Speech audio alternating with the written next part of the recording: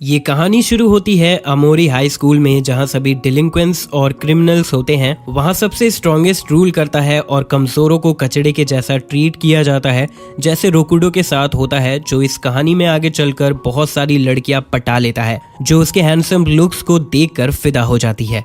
लेकिन अभी रोकू बस मार खाता रहता है। और तो और उसके बस दो ही दोस्त थे, एक को वो कर्नल कहता है और एक को चीफ। लेकिन ऐसे नाम और आउटफिट्स की वजह से उन्हें और बुली किया जाता है और इसीलिए वो लोग ज्यादा टाइम बाथरूम में छुपे हुए रहते हैं और बुलीज को बुरा भला कहते हैं, क्योंकि वो उनके अच्छे हाई स्कूल लाइफ को खराब कर रहे थे। तभी एक दिन रोकू को उसके मरे हुए ग्रैंडफादर का एक पैकेज मिलता है, जिसके अंदर एक स्क्रोल था, जिसमें एक पावरफुल मैजिक था जो एंशिएंट टाइम से उसके फैमिली में पास डाउन किया जा रहा है। वो लोग बात करने लगते हैं कि इससे उसे सुपर पावर्स मिल सकते हैं। तभी वो स्क्रोल चमकने लगता है और फिर रोकू के फोरहेड में भी एक मार्क बन जाता है। अगले दिन स्कूल जाते हुए रोकू को कुछ हाई स्कूल के गुंडे रोक लेते हैं।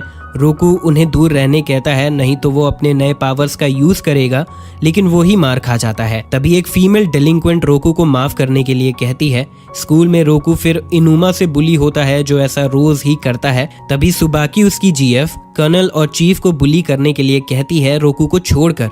एक बुलिंग सेशन के बाद लड़के अपने हाइड आउट बाथरूम में आते हैं और इनुमा के बारे में बात करने लगते हैं। तब रोकू बताता है कि लड़कियां उसे अब अलग तरह से ट्रीट कर रही हैं और उसे लगता है कि ये सब उस मैजिकल स्क्रोल की वजह से हो रहा है जो उसके दादाजी ने दिया था। तभी सुबाकी बाथरूम का दरवाजा नॉक करने लगती है। सभी हैरान हो जाते हैं क्योंकि वो बॉयज टॉयलेट था। सुबाकी रोकू से माफी मांगती है उसे हमेशा बुली करने के लिए और फिर चली जाती है। फिर जब वो घर जा रहा होता है, वो देखते हैं सभी डिलिंक्वेंट लड़कियां रोकू को ही देख रही थी और वो रियलाइज करता है कि स्क्रोल की वजह से सिर्फ बैड गर्ल्स ही अट्रैक्ट हो रही है। तभी इनुमा आता है और रोकू को मारने की बात करता है उसकी गर्लफ्रेंड को पटाने की कोशिश के लिए, पर रोकू को कुछ समझ नहीं आ रहा था। तभी इनुमा दिखाता है कि सुबाकी ने उसकी फोटो को वॉलपेपर बना रखा है।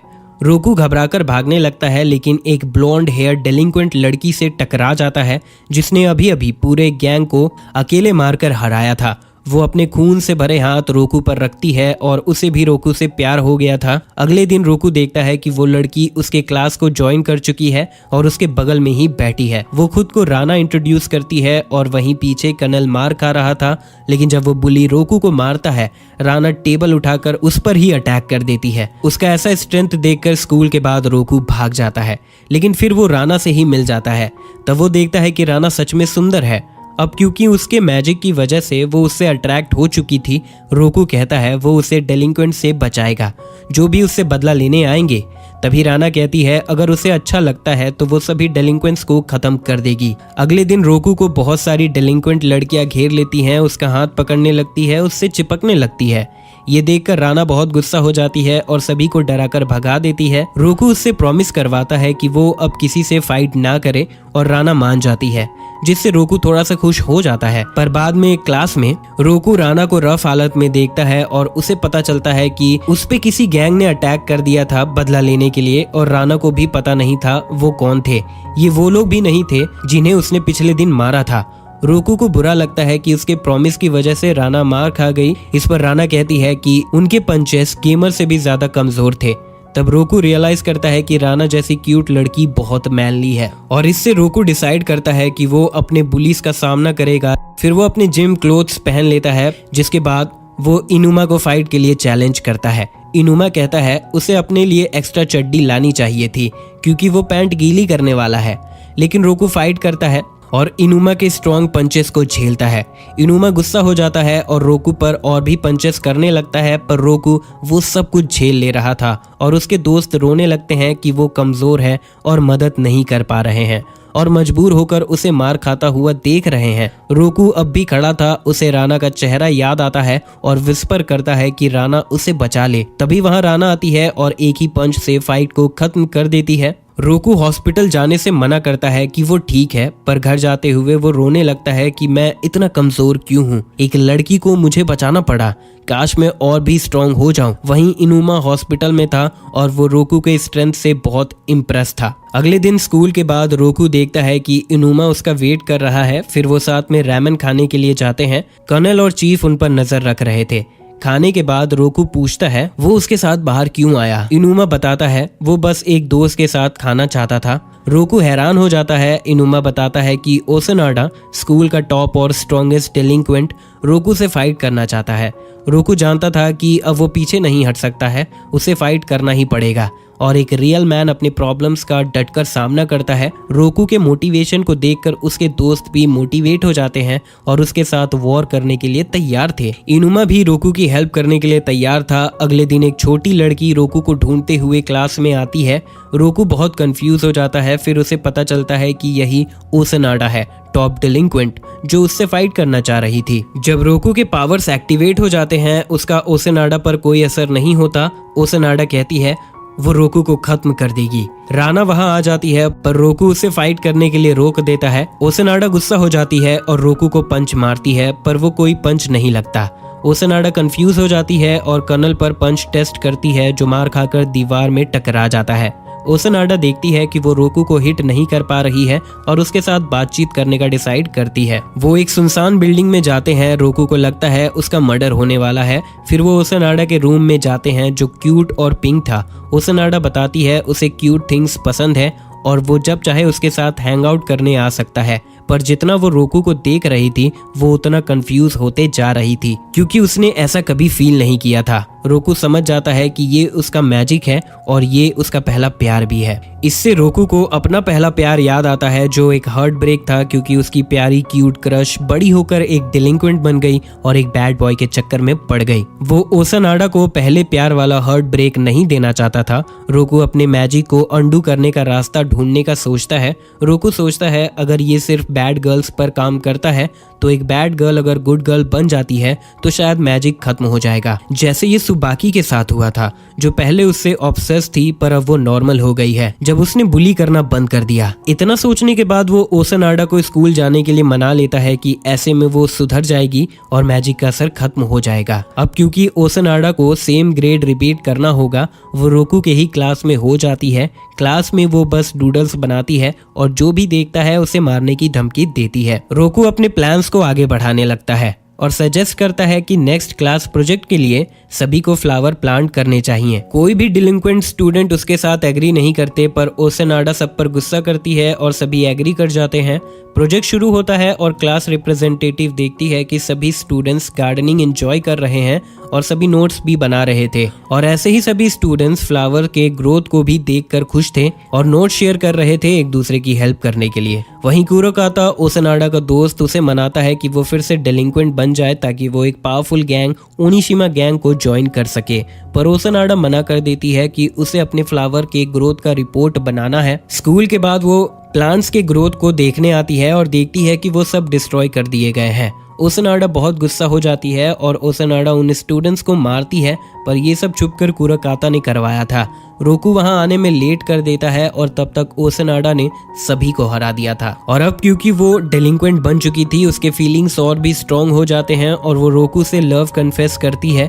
रोकू बहुत दुखी हो जाता है कि वो उसे मैजिक के असर से नहीं बचा पाया। ओसनाडा समझाती है कि अब वो नॉर्मल लाइफ नहीं जी सकती है और कुरोकाता के साथ चली जाती है। वो ओनिशिमा गैंग के मीटिंग में जाते हैं। वो लोग कंफ्यूज थे कि एक बच्चा वहां क्यों आई है। ओसनाडा उनसे फाइट करने लगती है और कुरोकाता ये सब एंजॉय कर रहा था। वहीं राना रोकू के पास आती है।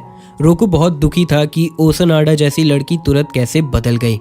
रोकू राना से रिक्वेस्ट करता है कि वो ओसनाडा की हेल्प करना चाहता है। वहीं मीटिंग में गैंग कुरोकाता और ओसनाडा को एक्सेप्ट कर लेते हैं पर ओसनाडा सोच में पड़ जाती है।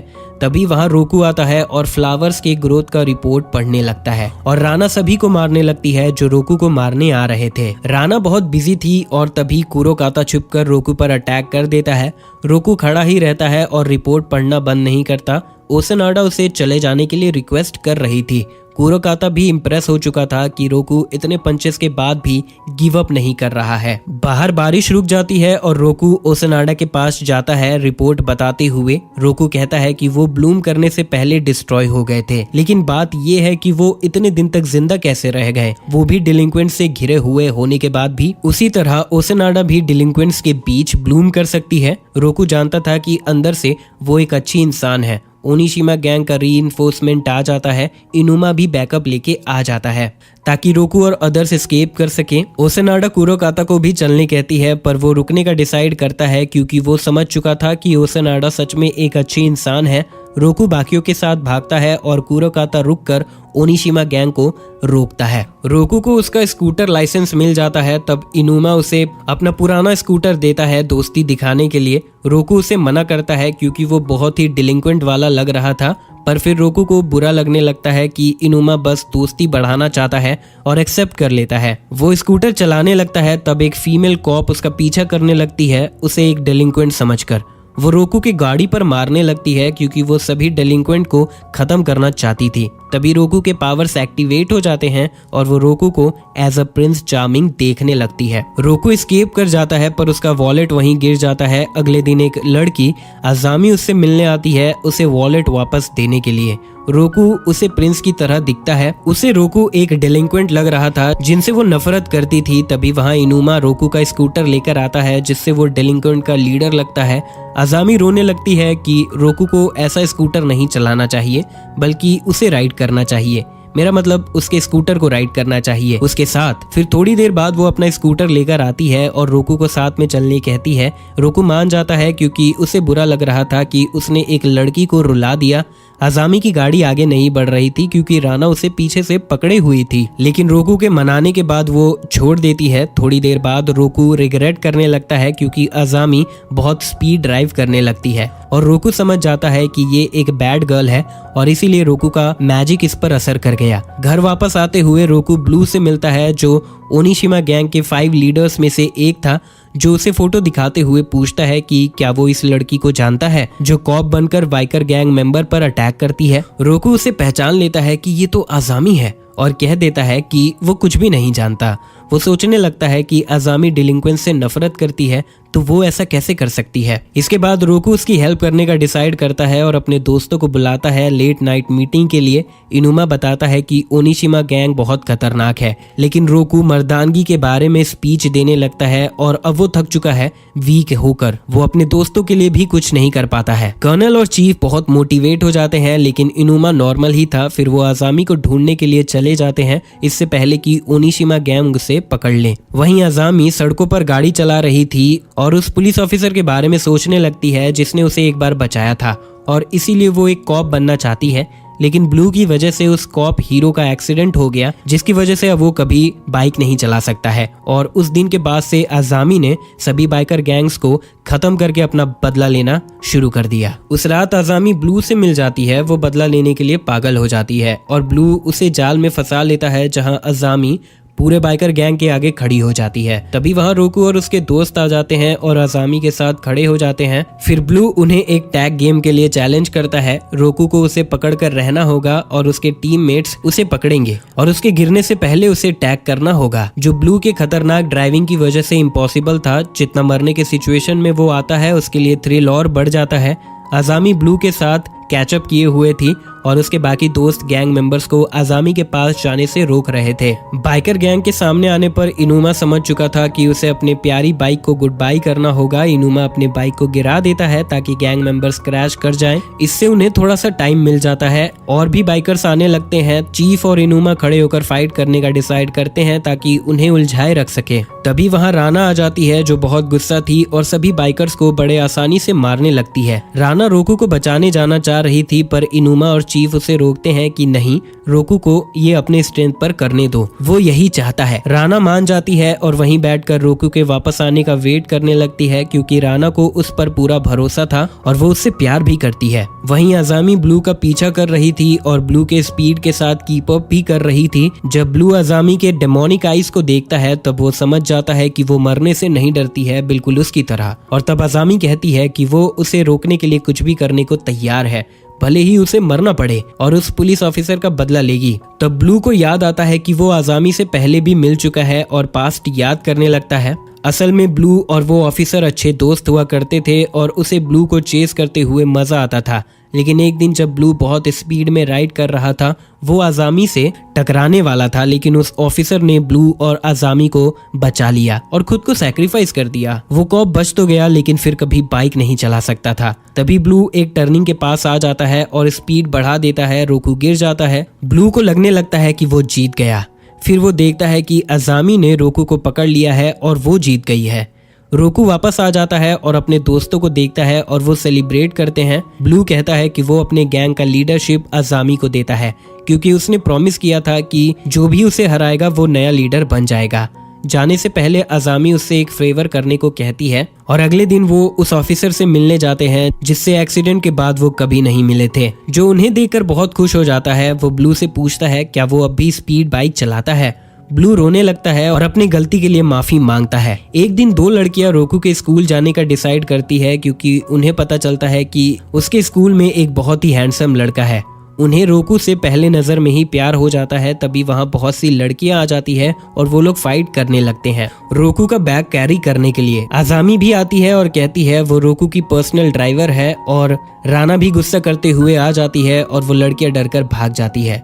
उस दिन रोकू सभी को अपने घर बुलाता है हैंग आउट करने के लिए ताकि वो एक दूसरे को अच्छे से जान सके। पर जब रोकू स्नैक्स लेने के लिए जाता है वहाँ टेंशन बढ़ जाता है क्योंकि रोकू के एब्सेंस में राना का मैनली ऑरा वापस आ जाता है। लेकिन ओसनाडा को इससे फर्क नहीं पड़ रहा था और राना से बात करने का ट्राई करती है जो बस एक ही वर्ड्स के साथ रिप्लाई कर रही थी। गैंग को पता चलता है कि राना को मीट पसंद है और स्वीट्स ना पसंद है, लेकिन जब रोकू वापस आता है तब राना कहती है उसे पुडिंग पसंद है। सभी ये कहते हैं कि वो रोकू को खुश करने के लिए झूठ कह रही है। अगले दिन रोकू के गैंग को क्लासरूम साफ करने का टास्क मिलता है। रोकू कर्नल के साथ काम करता है और राना को ओसनाडा के साथ काम करना पड़ता है, जो राना को पसंद नहीं आ रहा था, लेकिन दोनों ही बेवकूफ थे तो अच्छे से गेट अलॉन्ग कर लेते हैं। दोनों ही टाइल्स को हटाकर नीचे का कचरा साफ करते हैं। वो देखते हैं कि सीलिंग भी गंदा है तो वो रोकू और कर्नल को कॉपी करते हैं, पर ओसनाडा का हाइट काम नहीं आ रहा था और वो राना को सीलिंग में ही बम्प करवा देती है। लेकिन आखिर में राना अपना जेंटल साइड दिखाते हुए ओसनाडा को अपने गोद में सर रखकर सोने देती है। स्कूल में रोकू का नाम फेमस होने लगा था कि उसने ओनिशिमा गैंग के बहुत से मेंबर्स को हरा दिया है। इनुमा वार्न करता है कि ओनिशिमा का लीडर उसका बदला लेने जरूर आएगा। वो दोजी के बारे में कहता है जो ओनिशिमा का लीडर है, वो सबसे लोअर मेंबर हुआ करता था, पर एक बार वो गैंग खत्म हो गया था तो उसने फिर से सब कुछ खड़ा किया है और ओनिशिमा गैंग का बेस्ट लीडर बन गया। आमोरी हाई स्कूल में ओनिशिमा के बचे हुए लीडर्स आते हैं। दोजी कहता है उसे रोकू जैसे लड़के से फर्क नहीं पड़ता, वो यहाँ राना से लड़ने के लिए आया है। अगले दिन ओनिशिमा लीडर आमोरी हाई स्कूल में ट्रांसफर हो जाते हैं रोकू के ही क्लास में। रोकू और उसके दोस्त ये देखकर बहुत हैरान हो जाते हैं कि दोजी बदला लेने के लिए ही आया है, पर दोजी कहता है कि जो कुछ भी रोकू ने किया है उससे वो बहुत इंस्पायर हुए और उसके स्कूल को अटेंड करने का डिसाइड किया। वो भी एक पीसफुल स्कूल लाइफ एंजॉय करना चाहते हैं। रोकू को इस पर भरोसा नहीं हो रहा था, पर जब दोजी और ओसनाडा हैंडशेक करते हैं तो वो भी यही करता है। वहीं राना ये देख रही थी और दोजी राना के ऑरा को फील करते हुए बहुत डरा हुआ था। क्लास करते हुए कर्नल को दोजी बहुत ही अजीब लगता है। वहीं रोकू को एक ओनिशिमा गैंग फीमेल मेंबर घूरे जा रही थी। राना को बहुत गुस्सा आता है और रोकू अपने दोस्तों के साथ बाथरूम हाइडआउट में चला जाता है और इस सिचुएशन से बचने का तरीका सोचते हैं। जब वो बाथरूम से बाहर निकलते हैं वो रेनो से मिलते हैं जिस पर रोकू के मैजिक का असर हो गया था और उन्हें लगता है कि अब बैड बॉयज पर भी इसका असर होने लगा है। रोकू भागने लगता है और लास्ट में उसके पास कोई जगह ही नहीं होती है। तब रेनो बताती है वो असल में एक लड़की है जो लड़के के ड्रेस में रहती है और उसका भाई कजेनो लड़की बनकर घूमता है और बहुत फाइट करता है। रोकू पूछता है वो ऐसा सीक्रेट उसे क्यों बता रहा है। रेनो कहती है रोकू को देखकर उसके दिल में बहुत कुछ होने लगा है और वहां से चली जाती है। वहीं दोजी राना से बात करते हुए उसके वीकनेस के बारे में समझना चाह रहा था, लेकिन राना अपने इमोशंस को लॉक किए हुए थी। जब रोकू क्लास में आता है तब राना उसे देखकर बहुत खुश हो जाती है तो डोजी समझ जाता है कि रोकू उसका वीकनेस हो सकता है। अगले दिन स्कूल फेस्टिवल की तैयारी करने के लिए रोकू कार्डबोर्ड लेने जाता है। तब उसे बहुत से बैड गर्ल्स का झुंड घेर लेता है। सभी उसके मैजिक के इफेक्ट में थी। फिर वो उनकी लीडर ओतोहिमे से बात करता है और उसे पता चलता है कि वो बहुत अच्छे हैं और ज्यादा टाइम टी पार्टी करते हुए स्पेंड करते हैं। और 2 साल पहले राना उनके गैंग का हिस्सा थी, लेकिन जब उनके गैंग पर ओनिशिमा गैंग ने अटैक किया था तब राना ने अकेले पूरे गैंग को खत्म कर दिया था और दोजी बस वो सब देख सकता था। और उसके बाद ओतोहिमे ने राना को फिर कभी नहीं देखा। फिर जब रोकू वापस आता है, दोजी बताता है कि उस लड़कियों के गैंग ने रेनो को मारा है। रोकू को भरोसा नहीं होता। रोकू को भरोसा था कि ओतोहिमे और उसका गैंग अच्छे हैं, वो ऐसा नहीं कर सकते हैं, जिससे पूरा स्कूल रोकू के खिलाफ हो जाते हैं और उसे ट्रेटर लेबल कर देते हैं, जैसा डोजी ने प्लान किया था। पर इनुमा रोकू के साइड में था क्योंकि उसे डोजी पर नहीं रोकू पर भरोसा था और उसे हमेशा फॉलो करेगा। बाथरूम हाइडआउट में वो बात करते हैं कि डोजी का रियल इंटेंशन क्या हो सकता है।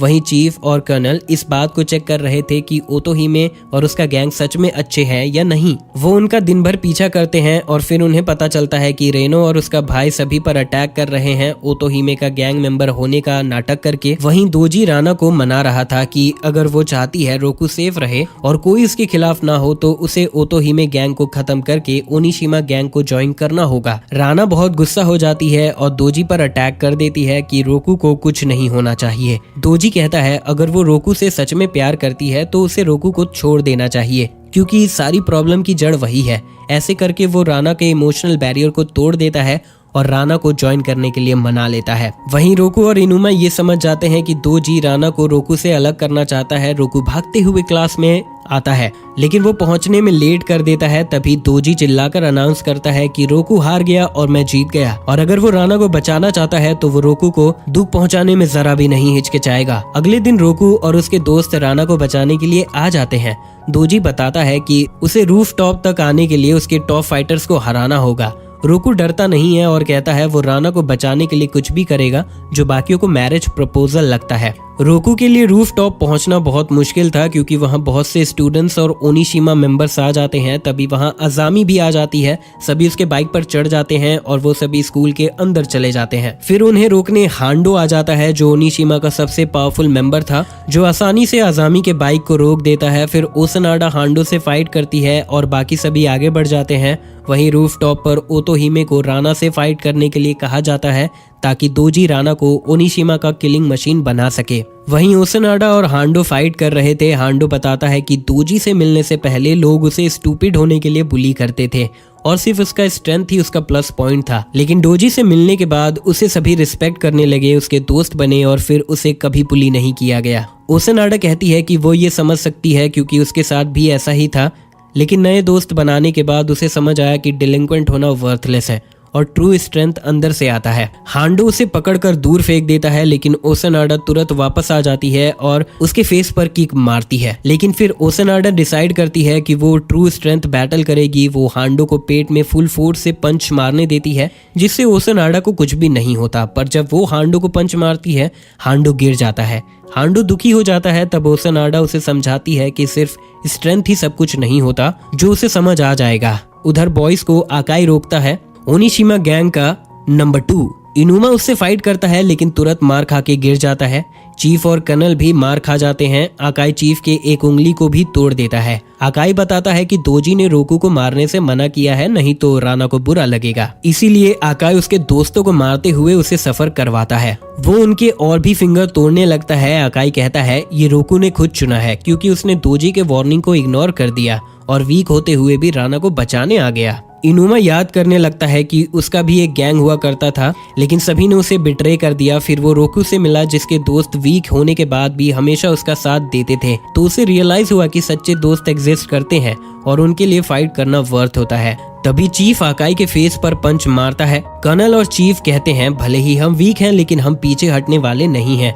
तभी इनुमा खड़ा होता है और बाकियों को आगे बढ़ने कहता है ताकि वो अकेले आकाई से फाइट कर सके। इनुमा आकाई से मार खाने लगता है और तभी उसे एक मौका मिलता है। इनुमा पूरी ताकत लगाकर आकाई को पंच करता है, जिससे आकाई हार जाता है। वहीं रोकू और बाकी अमानो से मिलते हैं, जो रेनो और कजेनो का जुड़वा भाई होता है। कजेनो भी उसके साथ था। वहीं रेनो को बांध कर रखा गया था क्योंकि वो रोकू को मारने में साथ नहीं दे रही थी। अमानो बताता है कि उसने रेनो को कैसे मारा क्योंकि उसने हमें धोखा दिया।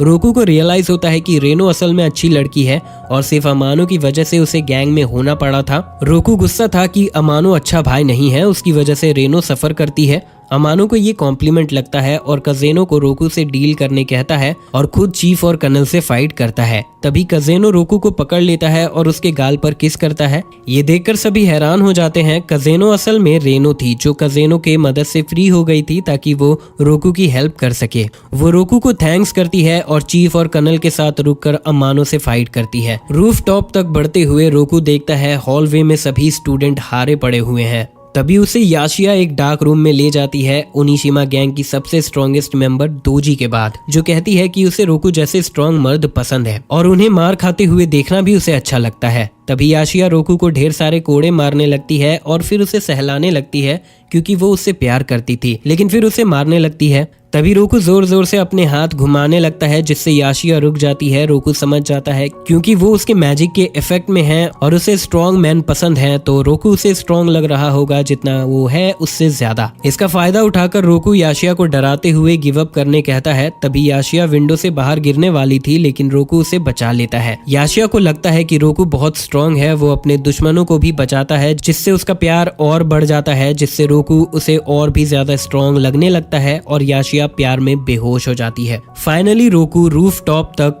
टाइम पर पहुंच जाता है और राना को रोक लेता है ओतोहिमो को फाइनल ब्लो देने से। रोकू राना को रुकने कहता है पर राना नहीं मानती और बैठकर उसे समझाती है कि रोकू बहुत अच्छा लड़का है लेकिन राना बहुत वॉयलेंट है और उसे खुशी मारपीट करने से ही मिलती है और अब उन्हें अलग हो जाना चाहिए क्योंकि राना अब बदल नहीं सकती है। तभी राना की आंखों में आंसू गिरने लगते हैं। रोकू भी रोने लगता है ये सोचकर कि जितनी वायलेंट राना होती जाएगी उतना ही उसका प्यार बढ़ता जाएगा उसके मैजिक की वजह से, जिससे राना को और भी दुखी होना होगा। लेकिन वो ये भी जानता था कि राना के अंदर कुछ अच्छाई भी है जिससे बाहर लाने में वो राना की हेल्प करना चाहता है।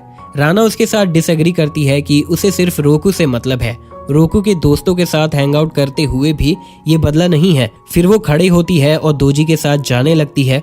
रोकू राना को जाने नहीं देना चाहता था, वो दोजी को रोकता है और फाइट के लिए चैलेंज करता है कि अगर वो जीत गया तो राना उसके साथ रहेगी। दोजी मान जाता है और राना से अप्रूवल के बाद वो फाइट करते हैं। दोजी रोकू के अटैक्स को डॉज कर ले रहा था और उसे जोरदार पंचेस भी दे रहा था। रोकू हार रहा था। तभी उसके दोस्त आ जाते हैं। रोकू उन्हें पीछे रहने कहता है कि वो अकेले फाइट कर रहा है अपने स्ट्रेंथ के साथ। उसके दोस्त कहते हैं वो उसका स्ट्रेंथ है जैसे वो उनका हुआ करता था। रोकू उनका मोटिवेशन रहा है जिससे वो कभी हारे नहीं है। फिर सभी मिलकर दोजी से फाइट करने लगते हैं लेकिन दोजी सभी को हरा दे रहा था। वो बहुत स्ट्रांग था लेकिन रोकू और उसके दोस्त बार बार मार खाने के बाद भी उठ जा रहे थे।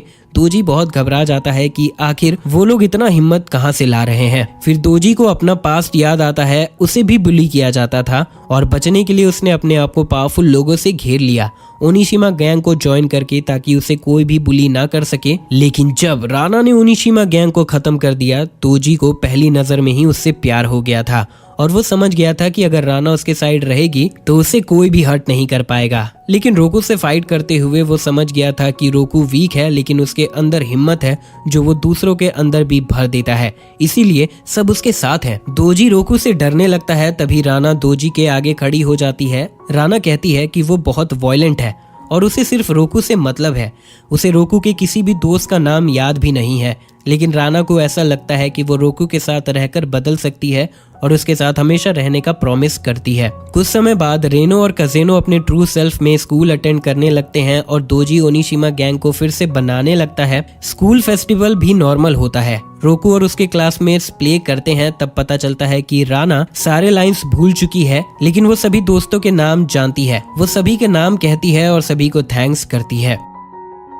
तो दोस्तों इसी के साथ ये कहानी यहाँ पर खत्म होती है। कैसी लगी आपको ये वीडियो कमेंट करके जरूर बताएं। ऐसी और भी वीडियोस के लिए चैनल को सब्सक्राइब करना ना भूलें। मिलते हैं नेक्स्ट वीडियो में, तब तक के लिए bye.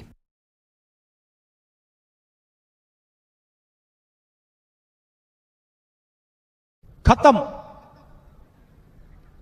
Bye bye, tata, goodbye, गया।